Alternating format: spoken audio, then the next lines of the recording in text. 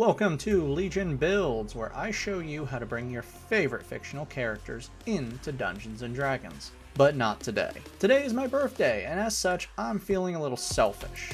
So, I'm going to be building one of my favorite fictional characters. So, for your viewing pleasure, I present to you the original anti-hero, Sanjuro. When I say he is the original anti-hero, I mean he's the original and basis for the entire anti-hero archetype. If you're not familiar with his character, please check out the Akira Kurosawa classics Yojimbo and Sanjuro, as well as the spiritual sequels Zatoichi Meets Yojimbo and Incident at Blood Pass. By the way, if you're a Western fan, Clint Eastwood's Man with No Name character is actually based on Sanjuro.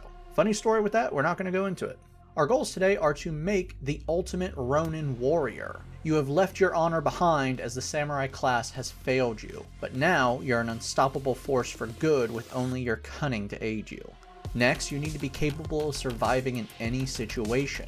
Not just surviving with literally nothing, but you need to have a sharp tongue to keep you from danger when you can't fight. Finally, you need to be the ultimate swordsman. Evil men fear your blade, and samurai bow in honor of your skills.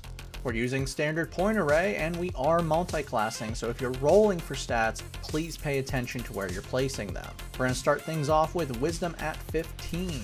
Your senses are far more attuned than just about everyone else's, and you can literally tell someone is evil by just looking at them. Dex will follow at 14. In the course of 4 movies, you are never touched by an enemy except when you allow them to. You might be good with the sword, but when you're surrounded and you have a gun pressed against your head, you know when not to fight. Intelligence will be next with 13. Most of your plans involve outsmarting everyone, so either you're really smart or everyone else is really dumb. Con is coming in at 12. You know how to do 4 things: fight, sleep, drink, and eat. Seriously, throughout all the movies, you're generally plastered off your ass and stuffing your face, but then you draw a sword and 15 people are dead. You are a healthy bastard for someone who drinks as much as you do.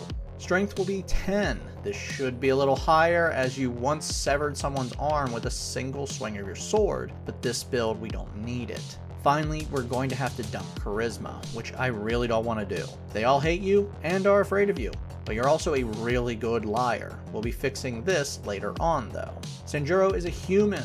Being a human grants you a free feat with stat improvements. Place +1 into Dex and Wisdom. For your feat, Slasher adds +1 to Dex. Once per turn, when you hit with a slashing weapon, like a longsword, which will be your katana, you reduce the target speed by 10 feet until the start of your next turn as they deal with the blood loss from your attack. This gets worse when you score a critical hit with your katana. Now, until the start of your next turn, the target has disadvantage on all attack rolls. For your free skill, take Perception. For background, we're going to take the skills Deception and Persuasion. I know you're adding a negative to those, but we will fix that eventually. Till then, just kill your enemies and scare everyone else. We're going to start things off with Fighter. For skills, choose Athletics and Insight. Level 1 fighters start things off with a fighting style. Great weapon fighting lets you reroll damage rolls of 1 or 2 when you're wielding a weapon with 2 hands if it has the two-handed or versatile property. Second Wind gives you an adrenaline boost to heal yourself by 1d10 plus your fighter level as a bonus action once per short or long rest. Now there are 2 problems with this build so far. 1, your sword relies on speed, not strength. And 2, you only fight with the clothes on your back. So let's fix both of these right now. Level 1 monks get unarmored defense. When you're not wearing any armor, your AC gets to add your wisdom modifier to it, bringing your starting AC to 16. Martial arts improved your unarmed strikes. Now when you're not wearing armor, your unarmed strikes deal 1d4 plus your strength or dexterity modifier, and you can make a bonus unarmed strike with your offhand. Now we know from the movies you're only slightly better than average with fist fighting, so we're not going to be improving this any further. Level 2 monks now have a dedicated weapon. Choose one weapon you're proficient with that lacks the heavy or special properties, and now you can make it dex based. Going to be choosing your katana for this one. Unarmored movement increases your movement speed by 10 feet when you're not wearing armor. Ki pushes your body further to perform special moves. You have a total number of ki points equal to your monk level, which you can spend to do special things. Flurry of blows lets you attack twice with a bonus unarmed strike. Patient defense lets you take dodge as a bonus action. Step of the wind lets you take dash and disengage as a bonus action. So we got some bad news for you. We will not be taking any more monk levels, as none fit you. So you will never have more than 2 ki points. Good news though, ki will become completely worthless by halfway through this build. Hell, completely ignore ki because you won't really need it. Maybe patient defense, nothing else. Level 2 fighters receive Action Surge. You can now push yourself further and give yourself a free action once per short or long rest. Level 3 fighters gain their subclass, and you are a Battle Master. Combat Superiority grants you superiority dice you can use to enhance your attacks and add new features to them by burning these dice. Starting off, you have 4 of these, they are D8s, and you know 3 maneuvers to use these dice with. Evasive Footwork lets you add your superiority dice to your AC as long as you don't stop moving. Lunging Attack adds 5 feet to your attack and adds the superiority dice to the damage. Feinting Attack lets you use your bonus action to give yourself advantage on the attack, adding the superiority dice to the damage. Level 4 fighters earn our first ability score improvement. Add 2+ to Dex for an AC of 17 and better attacks. Level 5 fighters now have extra attack. You can now attack twice with a single action or 4 times with an action surge. Time to start making all your skills better and drop the pretentious honor of the samurai.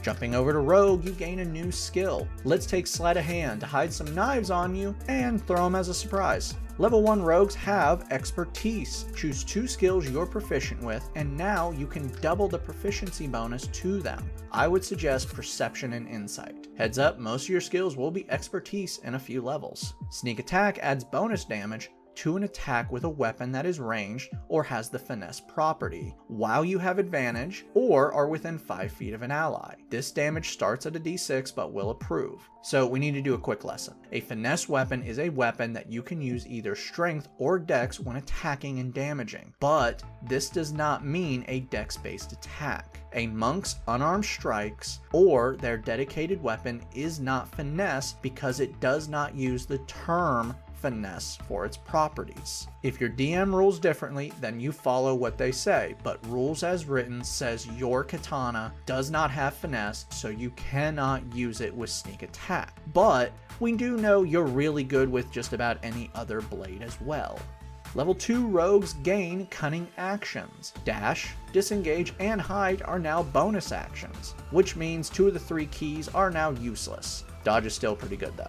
Level 3 rogues receive their subclass, and now you need to be a survivor with Scout. Starting things off, you get Skirmisher. Now as a reaction, when an enemy ends their turn within 5 feet of you, you can move half your speed, and you do not provoke an attack of opportunity with this. Survivalist gives you the skills Nature and Survival, and you have Expertise in both of these skills. You also receive Steady Aim. Now using a bonus action, you can give yourself advantage on an attack if you don't move the turn you attack or the next turn. I know most of you are confused because you probably want to use evasive footwork and not stand still, but watch the final duel of Sanjuro and tell me you think you need to move to be deadly. 30-foot blood geyser. That is not an exaggeration, that's in the movie. Your sneak attack is now 2d6.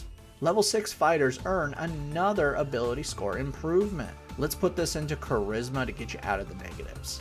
Level 7 Battle Master fighters now have Know Your Enemy. By studying an enemy for 1 minute outside of combat, you can gain 2 pieces of information about them by comparing them to your information. This information can be strength score, dex score, con score, AC, hit points, or total class levels. When you learn these, you know if they are better than yours, equal to yours, or worse than yours. Go buy your enemy a drink and keep studying them till you know everything, because you can just keep doing this. You just have to be able to study them for 1 minute. You also gain 2 new maneuvers. Parry lets you use your reaction when you take damage to reduce the damage by rolling superiority dice and adding your dex modifier. Quick Toss lets you, as a bonus action, throw one of your knives. You draw the weapon as part of the attack and add the superiority dice to the damage. So throw the dagger, rush in with your katana, and just wail on them, just like you did in the first movie. Finally, you now have 4 superiority dice.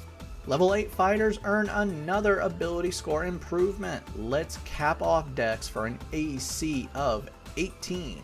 Level 4 rogues also earn another ability score improvement. I am using 2 classes that get the most. Hit Wisdom to raise your AC to 19 and bring your Perception and Insight up.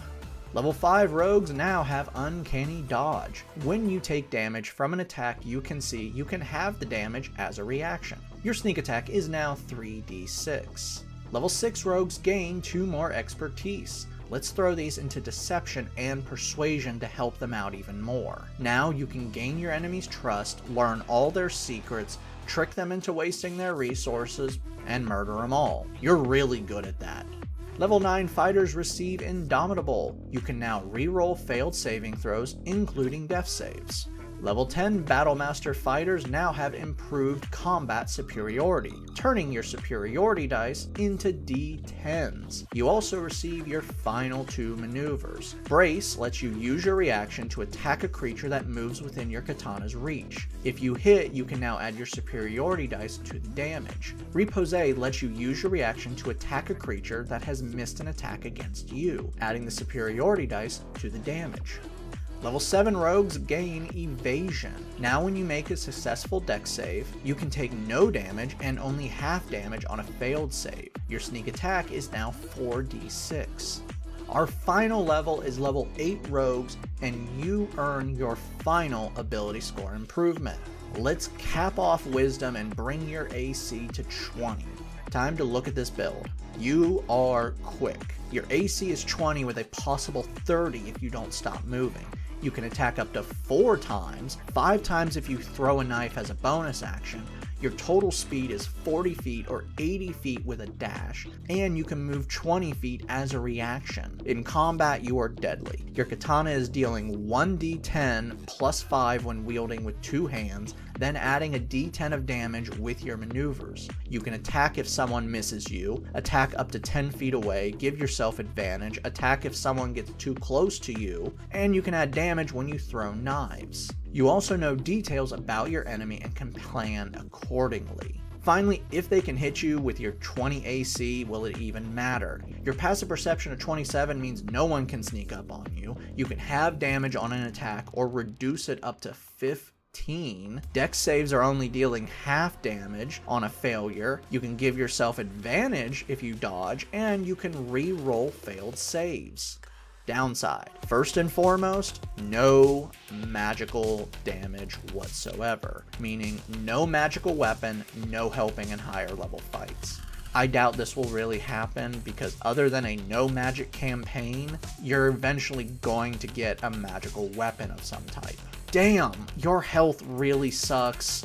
You are only bringing in 110 with the average. Your bonus actions and reactions are through the roof, so that's going to get confusing if you're not paying attention. Finally, and also the least, because this really isn't too important, there's ways of getting around this, your main weapon can't capitalize on sneak attack, so you will not be gaining any bonus damage to that with sneak attack. Only your knives can. But like I said, this is very, very low. You can fix this. This is a mastermind type of build, one that is suited to strategy above all else. Gain your enemy's confidence and learn everything about them. Move quickly, strike fast, and allow your allies a chance to get in there and deliver the punishment. Thank you all for joining me on this special birthday episode of Legion Builds. If there is any character you want to see brought into D&D, then email me at gonzo63rd@gmail.com to make requests.